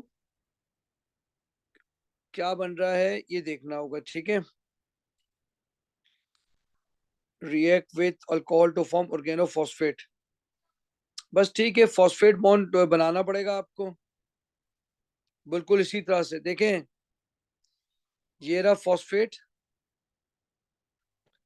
इस पे डबल बॉन्ड O, एक ऑक्सीजन, दूसरा ऑक्सीजन, तीसरा ऑक्सीजन, तीनों पे CH3। बोलो बात समझ आ रही है?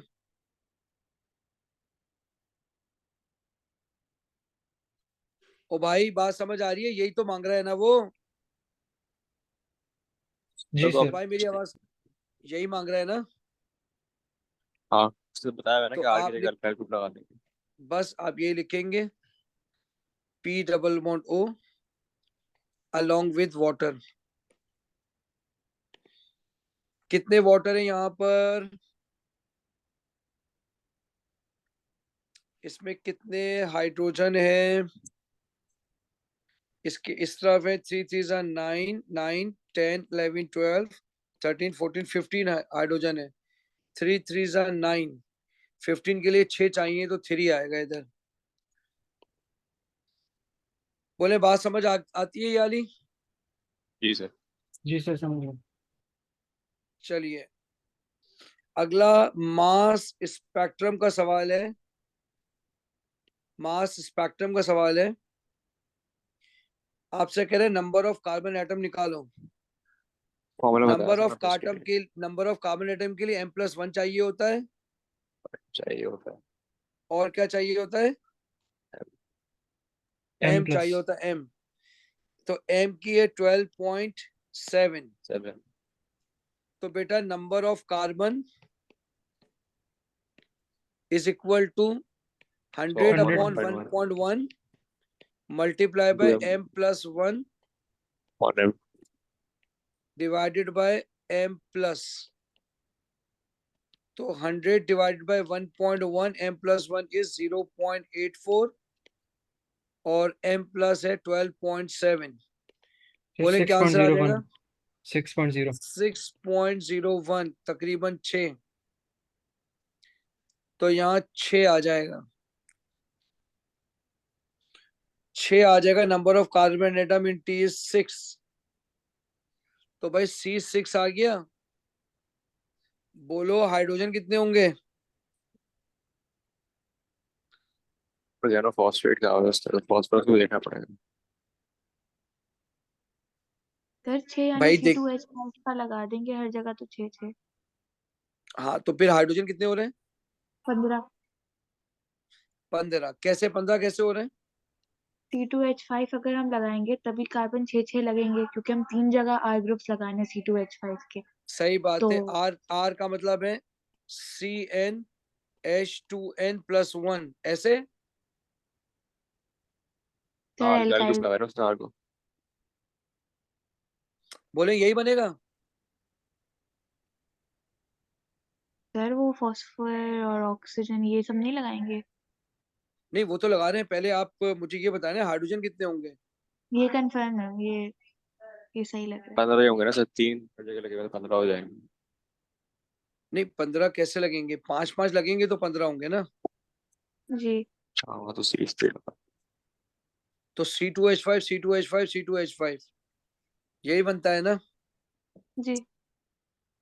तो भाई सही कहा आपने बिल्कुल, C2H5 लगेगा 3 जगह। तो इसका मतलब हो गया C6H15। अच्छा, ऑक्सीजन कितने लगे टोटल? हर एक में 4 तो लगे ही लगे। तो 4 ऑक्सीजन लगे हुए, फास्फोरस 1 लगा हुआ सब। भाई देख लो ना, 4 ऑक्सीजन लगे हैं ना, गिन लो भाई, 1 2 3 4, 4 ऑक्सीजन लगे हैं हाँ सर सही है। और हाँ तो ठीक है, 15 हाइड्रोजन लगे हैं। 182 यार। बात समझ आ रही है?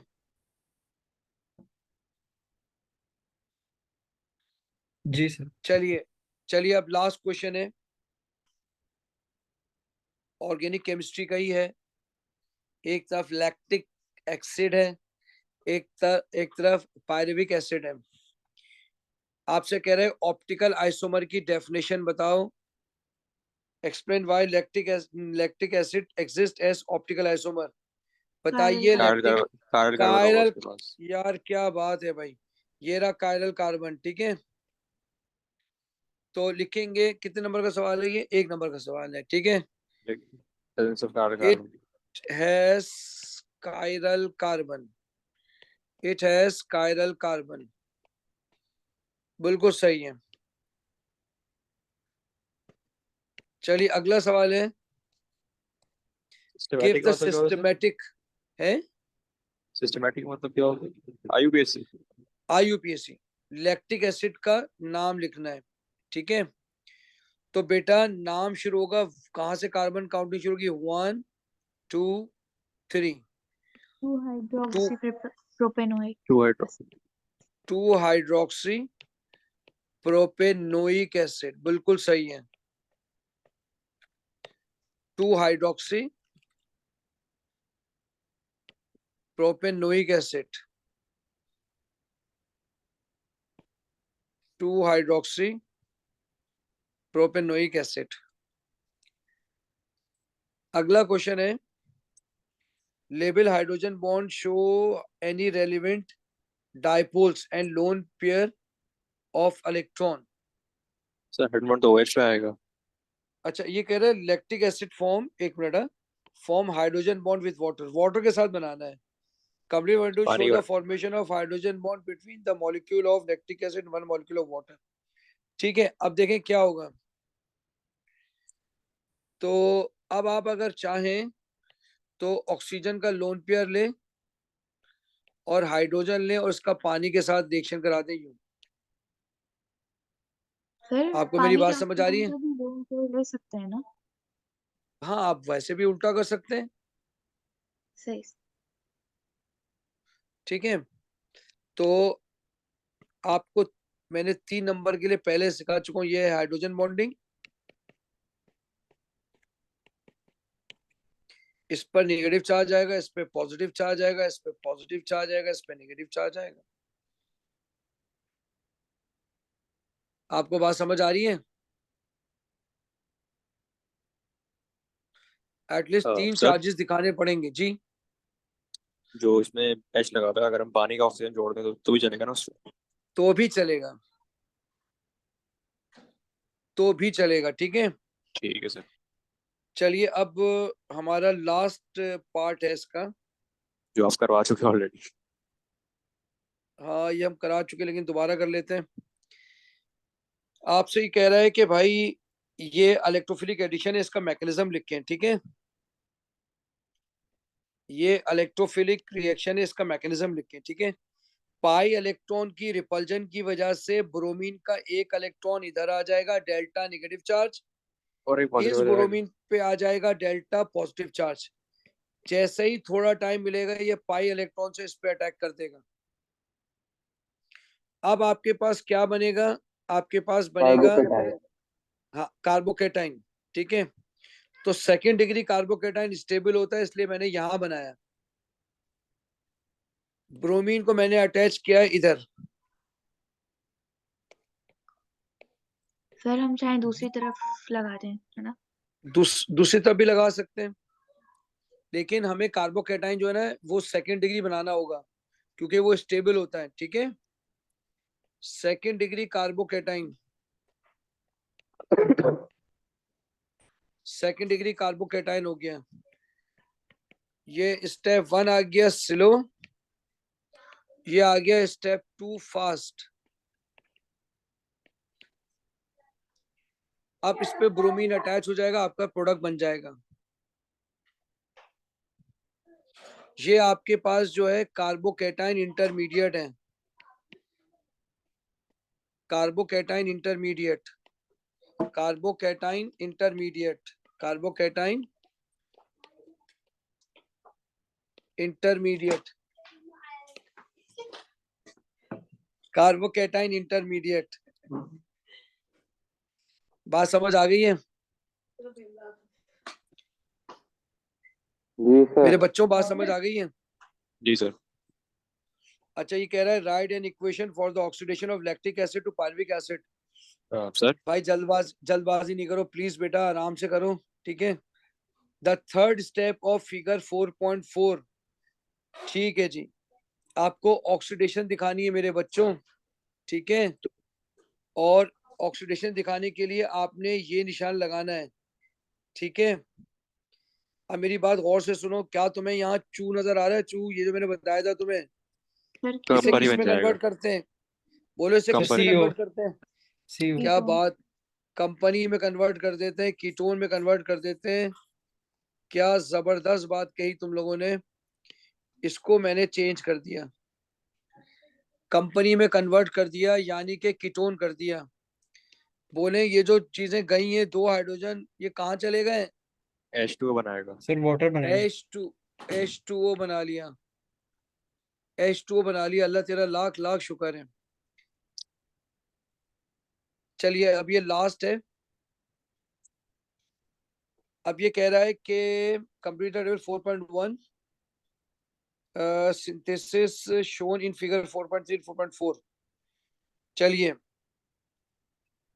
ये आ गया सर बेटे। हाँ बोले।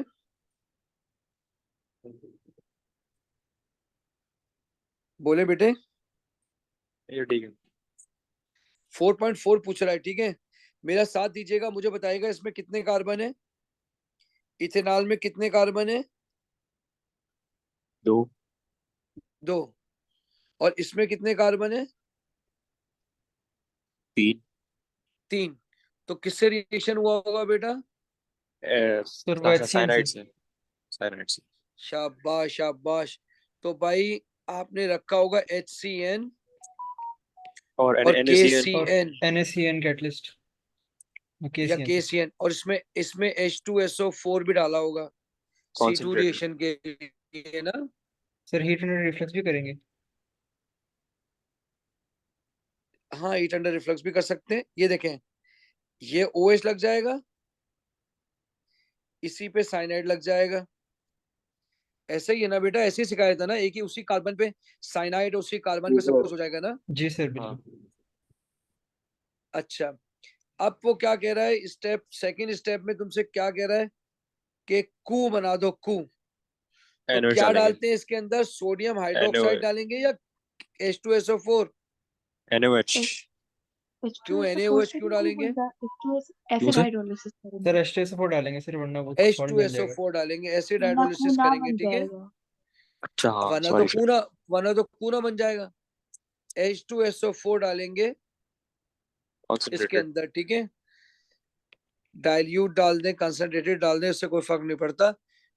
आपने जैसे ही डाला ऐसे एक्वस, तो कू और भी बन आएगा जाएगा। इसके अंदर। क्या चीज? और भी आएगा इसके अंदर। और भी आएगा क्या मतलब? सर वो और heat or reflux. Heat and reflux. आ, हाँ, H2 हो आएगा, बिल्कुल आएगा। हीट अंडर रिफ्लक्स भी आएगा, क्योंकि H2O भी आएगा। अल्कोहल, वो तो एक्वस लिख लिया ना, H2SO4, ठीक है सर। ठीक है।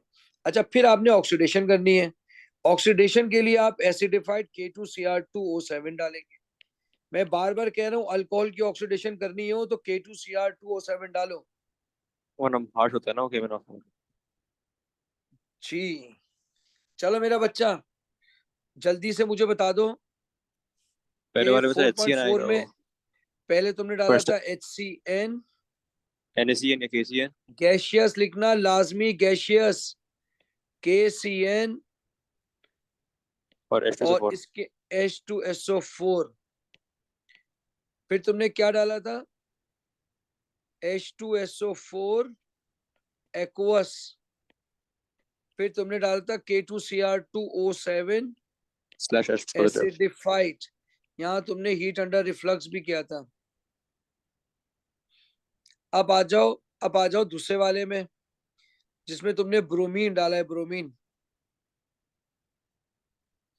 ठीक है, ये आ गया ब्रोमीन। अच्छा जी, इसके बाद तुमने क्या किया, ब्रोमीन डाल दिया। ब्रोमीन डालने के बाद तुमने पता नहीं क्या किया, फिर अल्कोहल भी, देखो वही चीज बनी है। तुम मेरी बात को समझो, कितनी जबरदस्त सिंथेसिस है, वही चीज बनी है, जो यहाँ है वो यहाँ है। बात समझ आ रही है? हाँ। कार्बन गिनो 1 2 3, कार्बन गिनो 1 2 3। ये सब्स्टिट्यूशन होगी। तो इसका मतलब ये हुआ कि NH डाला हुआ है इसके अंदर, न्यूक्लियोफिलिक सब्स्टिट्यूशन। न्यूक्लियोफिलिक सब्स्टिट्यूशन हो रही है। जी। तो और NH यूज किया हुआ है। OH H डाल weak के base फिर होता है इसलिए। वो ऑक्सीडाइज हो गया फिर। NaOH डाल दें, एक्वस। ये पानी वीक होता है। हाँ, पानी वीक होता है, ठीक है। इसमें OH लग जाएंगे 2, ठीक है।